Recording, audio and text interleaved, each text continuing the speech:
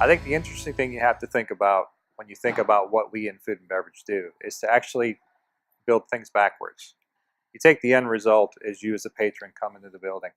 You buy a hot dog and a beer.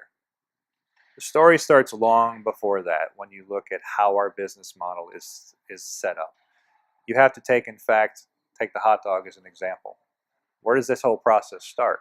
Well, obviously it starts in a factory with the manufacturer. But when you purchase a hot dog, who are you purchasing it from? The reputable manufacturer. Then it goes through the hands of a food provider. With us, it's US Foods. We have to make sure they're a reputable broker for the food in order to purchase that item. And you look at how it's handled from A to Z. You look at from how it's handled from the manufacturing plant to the time it hits the US Foods warehouse, how it's handled from that point to our warehouse. How is the driver handling it? How is the commissary person who's receiving it handling it? How is it being handled from the commissary to the point of the kitchens? Then it takes on a different aspect. How is the cook handling the product? Is he holding it to the health codes that are required to properly hold a product? Are you holding it for the proper amount of time?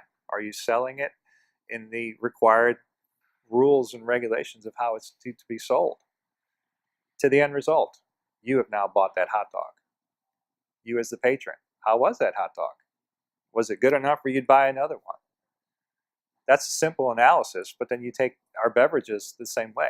You look at when we buy beer, who do we buy from? What's popular? How is it handled? How is it served? All those things factor in. How does it get into the beer coolers? How is it circulated throughout the buildings? A lot of people don't realize we have beer lines that go up above, below you and above you. Some of them up to 400 feet from where the keg actually is. How is it handled from A to Z? Those are a lot of the factors that go into what we do before the event actually starts.